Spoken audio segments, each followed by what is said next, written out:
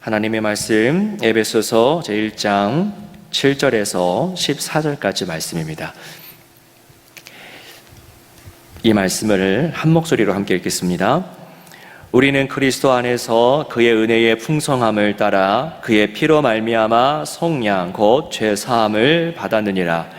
이는 그가 모든 지혜와 총명을 우리에게 넘치게 하사 그 뜻의 비밀을 우리에게 알리신 것이요 그의 기뻐하심을 따라 그리스도 안에서 때가 찬 경륜을 위하여 예정하신 것이니 하늘에 있는 것이나 땅에 있는 것이 다 그리스도 안에서 통일되게 하려 하심이라.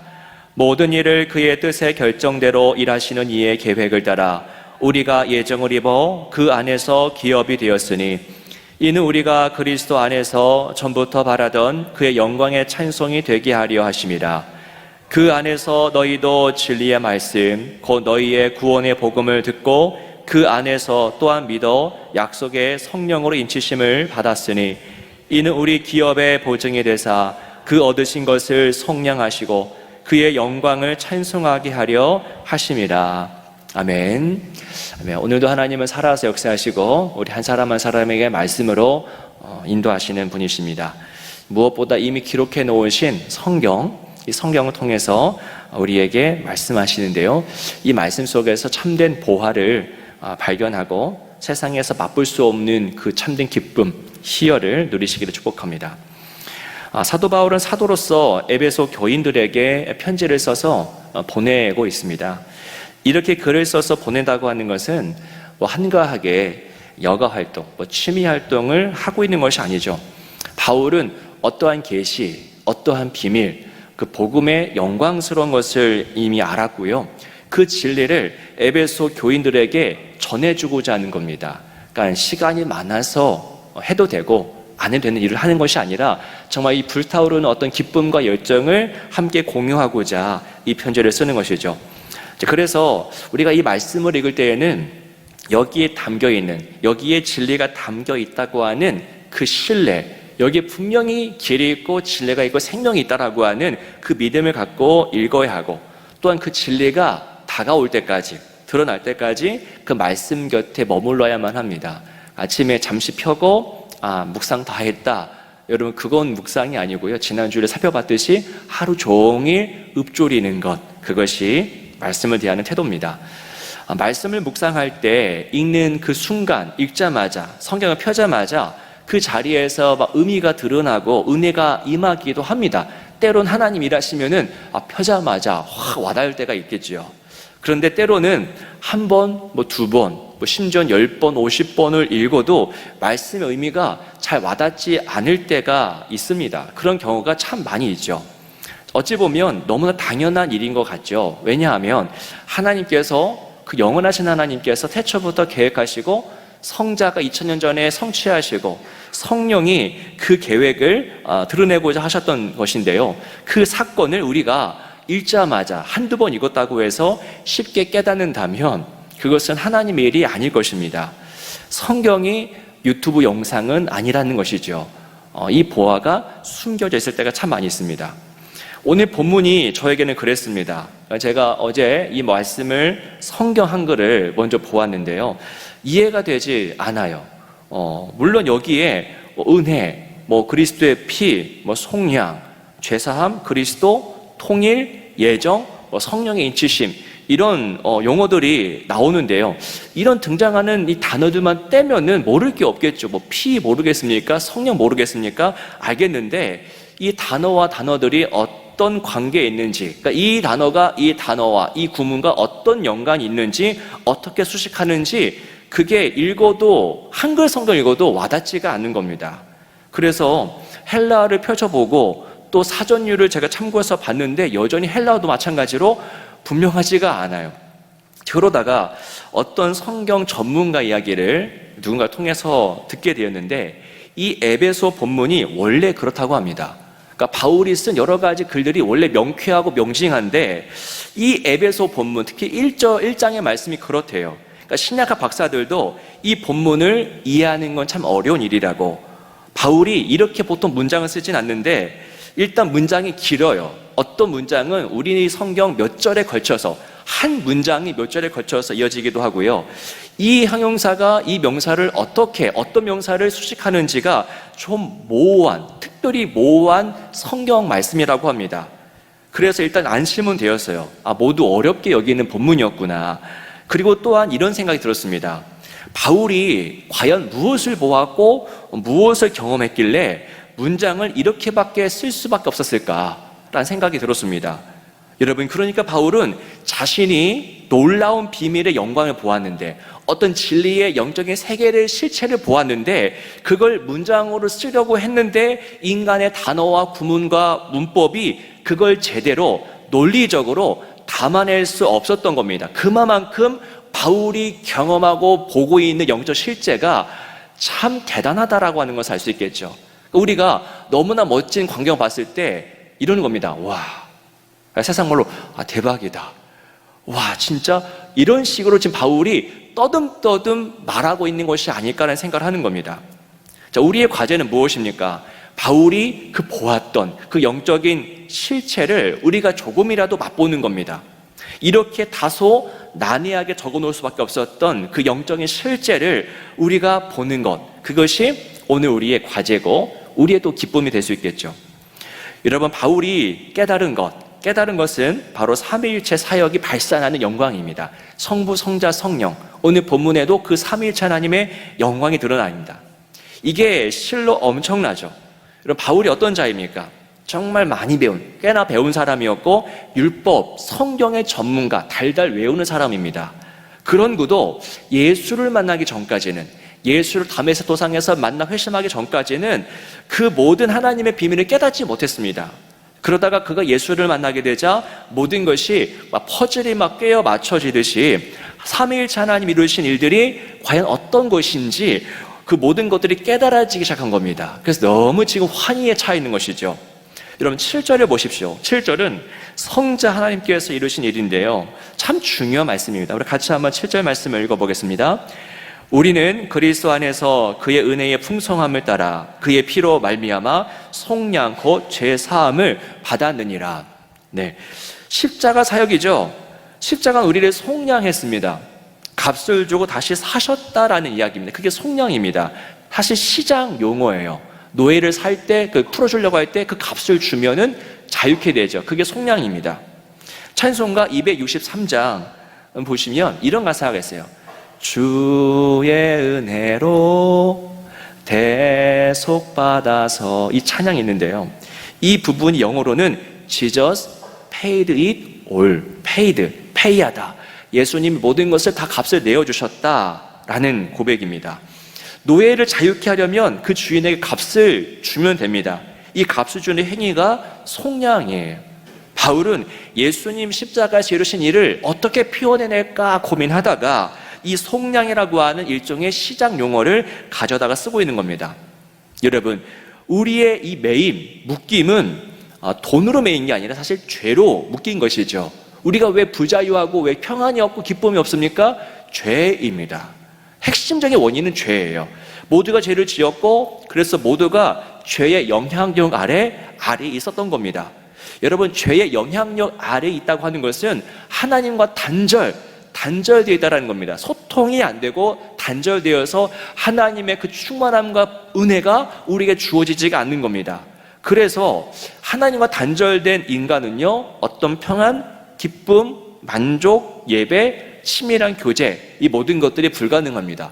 하나님과 불통하게 되면 사람과도 불통하게 돼요. 왜 사람과 이 소통이 안 됩니까? 하나님과 연합이 안 되기 때문입니다. 하나님과 연합이 되어 보십시오. 하나님과 친밀해 보십시오. 하나님의 사랑이 느껴지고 난 용서받은 자라는 사실이 깊이 깨달아진다면요, 우리가 용서하지 못할 사람 아무도 없습니다. 하나님의 관계가 인간과의 관계예요. 여러분, 죄가 우리를 사로잡아서 하나님과 이처럼 단절된 상태였는데 이때 누가 오신 겁니까? 단절되어 있는데, 죄의 영향력 아래 있었는데 그때 예수 그리스도가 이 땅에 딱 나타나신 것이죠. 그 십자가를 통해서 우리의 죄값, 그러니까 노예처럼 돈을 내주신 게 아니라 죄값을 내어주신 겁니다. 그게 죄사함. 그 죄사함을 통해서 속량이 이루어지신 것이죠. 노예라면 돈으로 속량하겠지만은 죄인이기 때문에 돈으로 되겠습니까? 그래서 예수님이 이 땅에 오셔서 죄값을 치러주신 겁니다.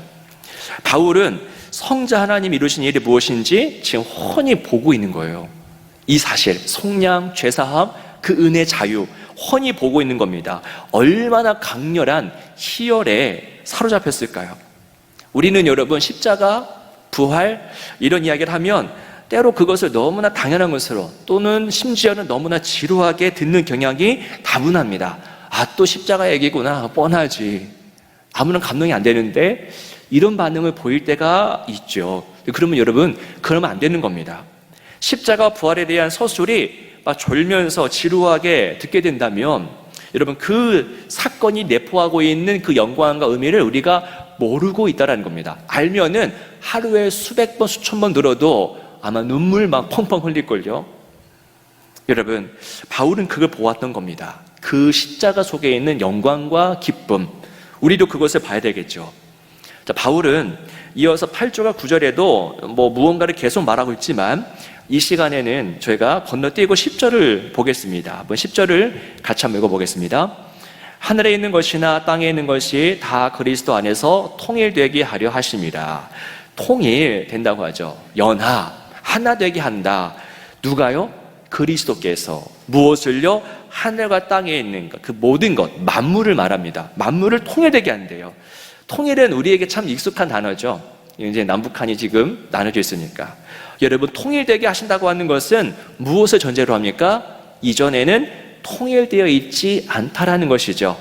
우리나라의 통일이 필요하다고 하는 말은 지금 분단 상태라고 하는 것을 전제하듯이 말입니다. 여러분, 생각해 보십시오. 본래 이 만물, 하나님이 지으신 만물은 원래 통일되어 있는 것 아니겠습니까?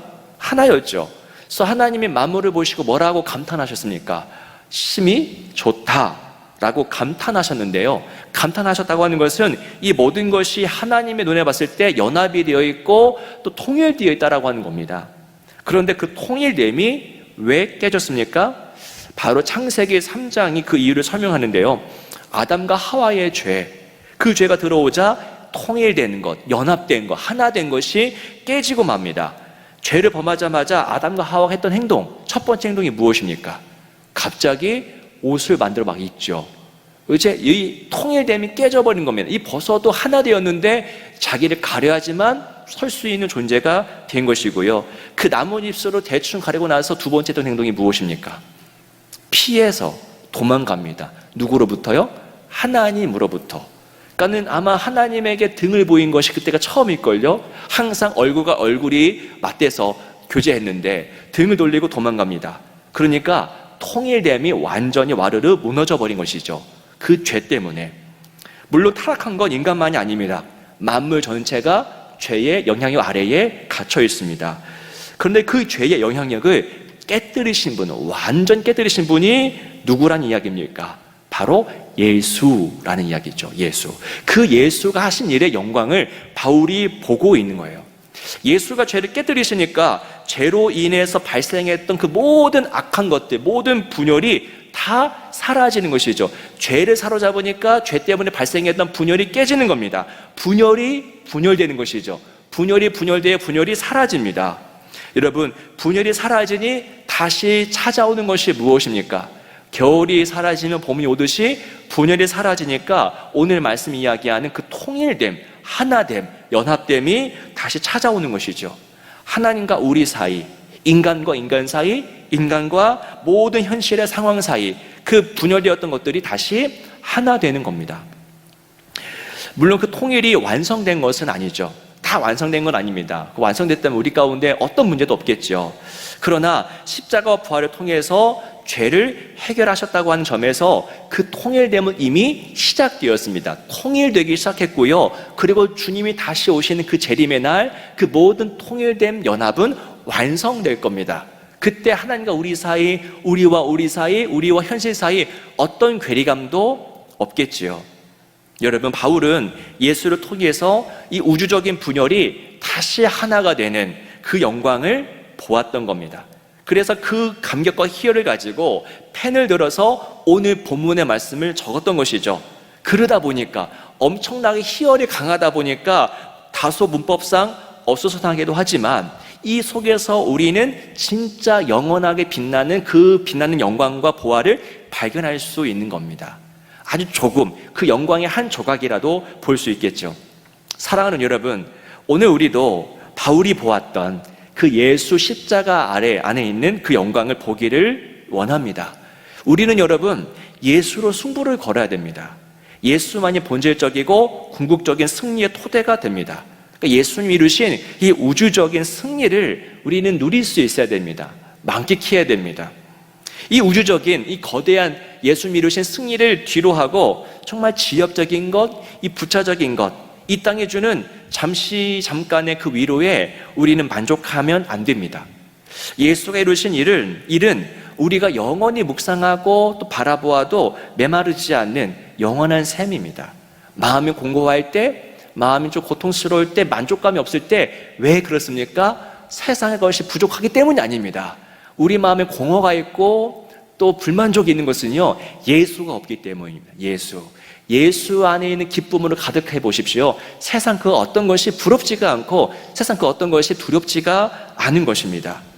그 영광 우리가 안다면 오늘 우리가 걱정하고 또 근심하고 또 두려워하는 그 모든 일들이 사실 먼지와도 같다, 아무것도 아니었구나 라는 사실을 우리는 알 수 있게 될 겁니다. 바울을 보십시오. 늘 욕먹어요. 늘 매질당합니다. 그리고 죽음의 위기에 항상 노출되어 있는데요, 그럼에도 불구하고 왜 계속 복음을 전하고 있습니까? 왜냐하면 복음이 담고 있는 그 영광, 기쁨에 비하면 당장의 고통은 사실 아무것도 아닌 것을 이 바울은 지금 경험하고 있기 때문입니다. 사랑하는 여러분, 그 바울이 보았던, 예수 안에서 보았던 그 놀라운 영광을 오늘 저와 여러분도 함께 보게 되기를, 이 기도하는 시간에 누리게 되기를 주의 이름으로 축원합니다. 기도하겠습니다.